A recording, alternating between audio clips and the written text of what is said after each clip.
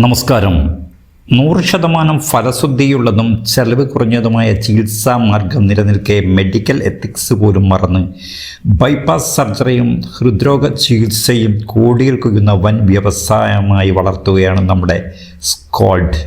ഹൃദ്രോഗ വിദഗ്ധർ ചെയ്തുകൊണ്ടിരിക്കുന്നത് ആരെയും ഞെട്ടിപ്പിക്കുന്ന മനുഷ്യജീവൻ കൊണ്ട് പണത്തിന് വേണ്ടി പന്താടുന്ന ആ യാഥാർത്ഥ്യങ്ങളിലേക്കൊരു അന്വേഷണം.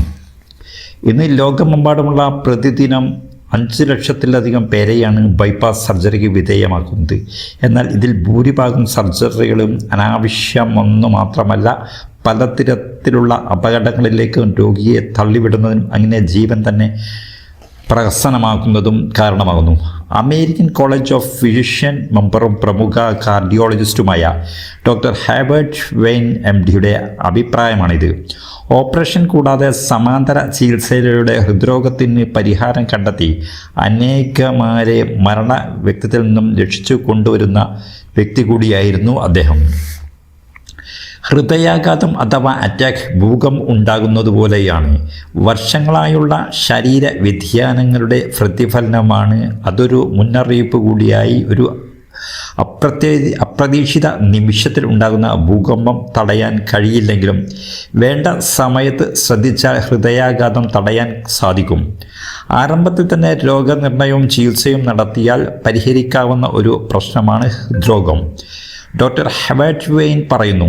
അദ്ദേഹം 15 വർഷക്കാലം ചികിത്സിച്ച ആയിരക്കണക്കിന് ഹൃദ്രോഗികളിൽ 4 പേർക്ക് മാത്രമാണ് ബൈപ്പാസും 3 പേർക്ക് മാത്രമാണ് ആൻജിയോപ്ലാസ്റ്റിയും ചെയ്തെന്ന് പറയുന്നു. പക്ഷേ കേരളത്തിൽ സ്ഥിതിയോ ആവശ്യത്തിനും അനാവശ്യത്തിനുമെല്ലാം ബൈപ്പാസ് നിർദ്ദേശിക്കുന്നു. സൂപ്പർ സ്പെഷ്യാലിറ്റി മാഫിയകളുടെ പിടിമുറുക്കിയിരിക്കുന്നുവെന്നാണ് ദിനം തോറും പുറത്തുവരുന്ന പത്രവാർത്തകൾ സൂചിപ്പിക്കുന്നത്. കേരളത്തിൽ പ്രതിവർഷം 2 ലക്ഷത്തിലധികം ബൈപ്പാസ് സർജറികൾ നടക്കുന്നതായി പ്രമുഖ ഹൃദ്രോഗ വിദഗ്ധനായ ഡോക്ടർ MK ചെറിയാൻ നേരത്തെ പ്രസ്താവിക്കുകയുണ്ടായി. ഇതിൽ നിന്നും തന്നെ കോടികളാണ് ഈ സൂപ്പർ സ്പെഷ്യാലിറ്റി ആശുപത്രികൾ വർഷം തോറും രോഗികളിൽ നിന്നും പിഴയുന്നതെന്നും വ്യക്തമാക്കുന്നു.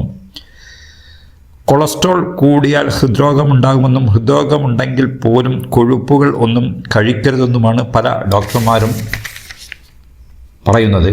പക്ഷേ യാഥാർത്ഥ്യം ഇതിൽ നിന്നും തികച്ചും വ്യത്യസ്തമാണ്. ശരീരത്തിന് കൊളസ്ട്രോൾ കൂടിയേ തീരൂ. ഇത് തീർത്തും ഇല്ലാതെ വന്നാൽ ശരീരത്തിൻ്റെ പ്രതിരോധ ശക്തി കുറയാനും സാധ്യതയുണ്ട്.